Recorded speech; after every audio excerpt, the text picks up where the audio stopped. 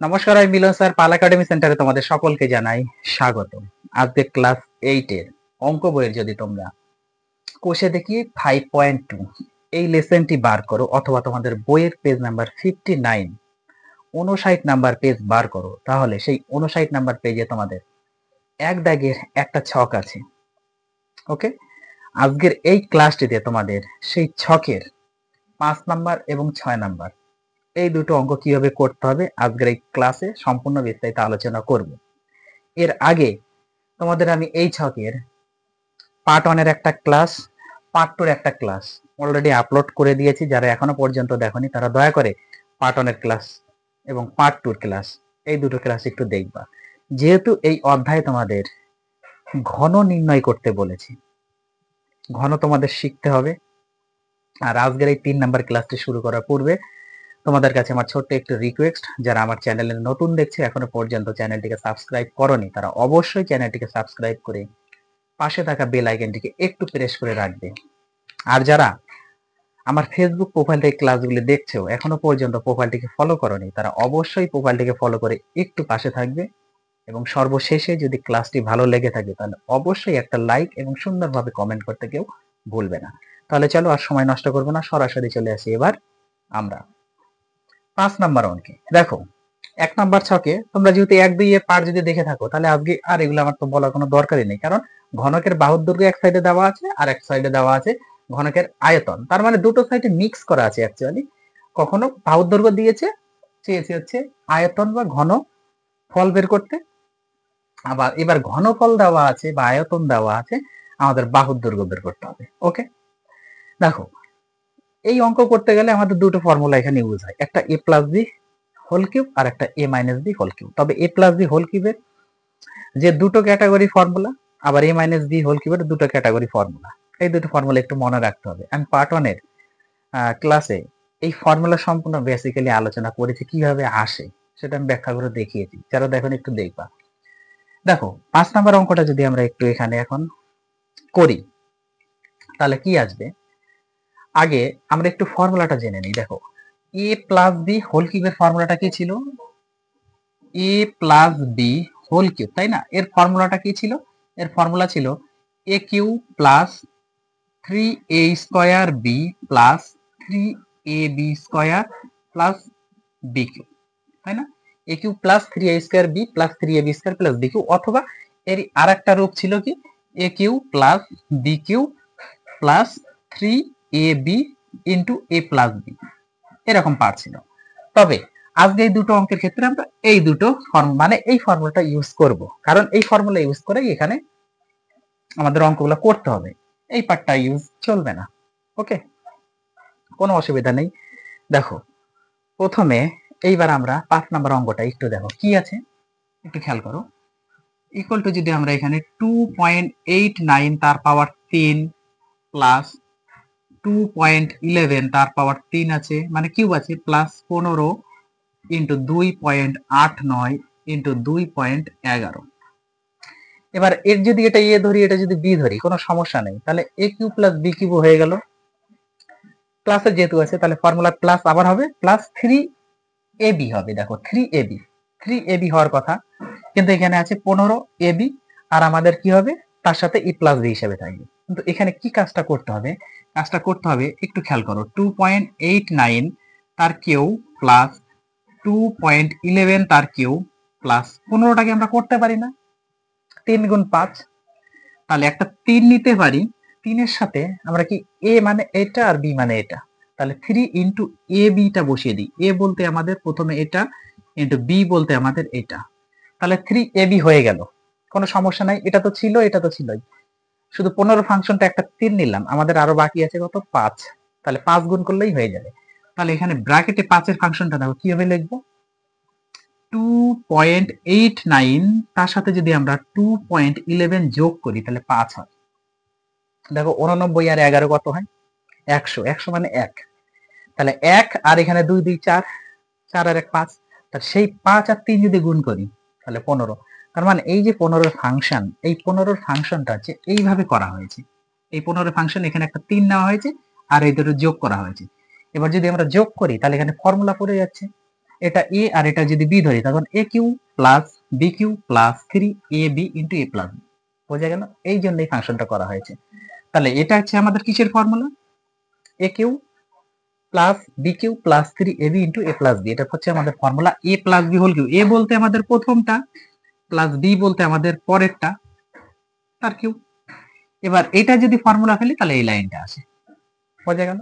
এখন এই দুটো যদি আমরা যোগ করি তাহলে কত এসে দাঁড়াচ্ছে? 5 হবে, তার পাওয়ার কিউ।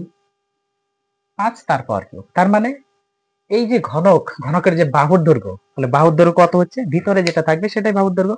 অতএব বাহুর দৈর্ঘ্য কত? 5 একক। বাহুর দৈর্ঘ্য সমান সমান 5 একক। বোঝা গেল? এটা হচ্ছে তোমাদের 5 নাম্বার অঙ্কের সমাধান। কোনো সমস্যা থাকলে আমাকে একটু কমেন্ট বক্সে কমেন্ট করে জানাবে। ওকে, এইবার আসবে আমরা 6 নাম্বার। এবার 6 নাম্বারটা করার আগে একটু মুছে দিই আমি। তোমরা এটা টুকে নাও না বা স্ক্রিনশট নিয়ে নাও, যাদের যেটা ভালো লাগে করে নাও। আমি এটা একটু মুছবো। ওকে, চলো।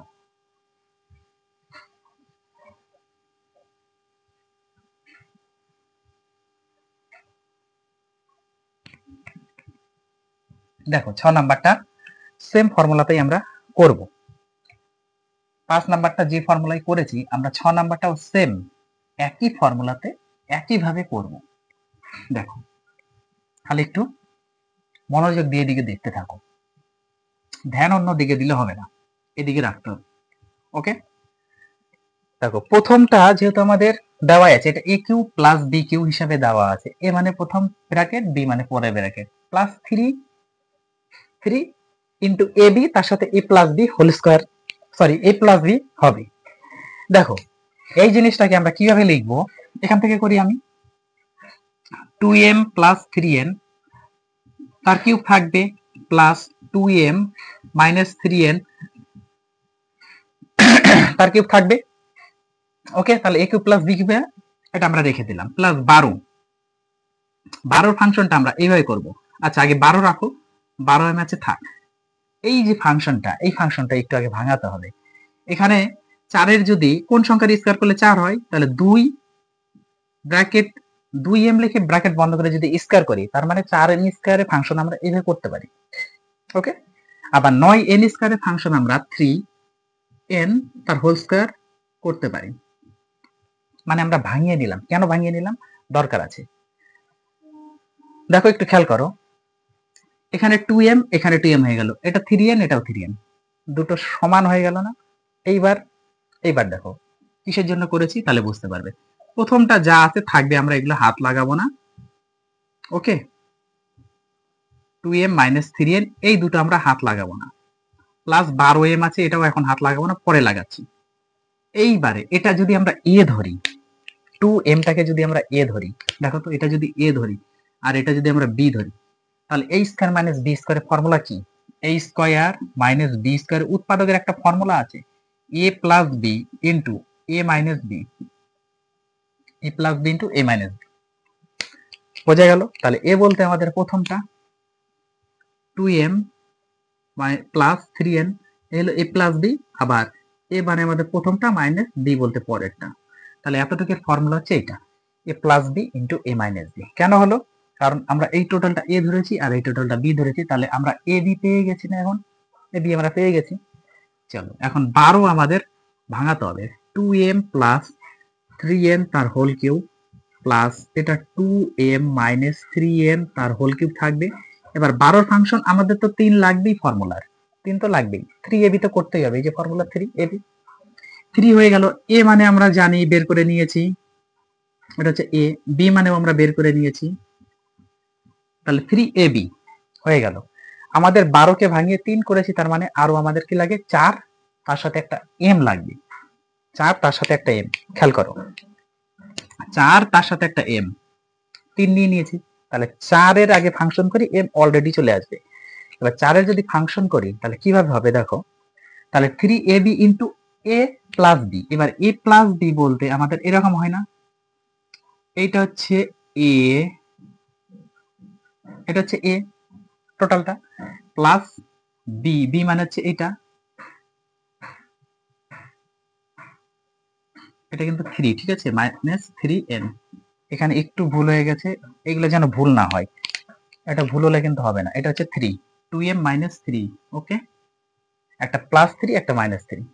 তাহলে দেখো এটা a + b হয়ে গেল, তাহলে 3ab * a + b। এবার এটা যদি আমরা এখান থেকে একটু কাজ করি তাহলে দেখো কি আসে। প্রথমে কত থাকবে 2m, খেয়াল করো, দেখো একদম লাস্টেরটা 2m, সেকেন্ড ব্র্যাকেট যদি উঠতো 2m +3n থাকতো। এবার +2m হতো, ব্র্যাকেট উঠলে -3n থাকবে, -3n, তারপরে +3n যদি কেটে যায় তাহলে 2 আর 2 4m হয়ে যায় না? তাহলে এই 4mটা কোথা থেকে আসলো? এই পদ থেকে হচ্ছে আমাদের 4m আসলো। তাহলে 4m এর ফাংশন হচ্ছে এইভাবে আমরা লিখতে পারি। তখন 4m আর এখানকার 3 যদি গুণ করি 3 4 12, তার সাথে একটা m হয়ে গেল, বোঝা গেল? তাহলে এইবার দেখো aq + bq + 3ab * a + b, এটা কিসের ফর্মুলা বলে ভালো, কিসের ফর্মুলা? a + b হোল কিউবের ফর্মুলা। a বলতে হচ্ছে আমাদের কি, প্রথমটা 2m + 3n, a + b, b বলতে আমাদের পরেরটা হয়ে গেল, এই হলো a + b তার হোল কিউবের ফর্মুলা। এইবার ব্র্যাকেট ওঠাও, দেখো 2m + 3n + 2m প্লাস মাইনাসে -3n হয়, ফার্স্ট ব্র্যাকেট উঠে গেলে তার পাওয়ার 3। এই যে 3n কেটে গেল প্লাস মাইনাসে, তাহলে আছে আমাদের কত 2m, আর এখানে 2m যোগ করলে হচ্ছে 4m, তার পাওয়ার 3। তাহলে ভিতরে যেটা থাকে সেটাই হচ্ছে বাহু, ভিতরে যেটা থাকে সেটাই হচ্ছে বাহু। অতএব ঘনকের বাহুর দৈর্ঘ্য কত? 4m একক। ওকে, অতএব বাহুর দৈর্ঘ্য, এগুলো লিখে দিবে, বাহুর দৈর্ঘ্য = 4m একক। বোঝা গেছে? আশা করি কোনো সমস্যা নেই। তাহলে তোমাদের 5 দাগেরও হয়ে গেল, 6 দাগেরও হয়ে গেল। তাহলে এই অঙ্কগুলো একটু রিভাইজ করো, আমি আবার আসবো পরবর্তী পার্ট নিয়ে। তাহলে আজকের মতো আমি এখানে শেষ করব।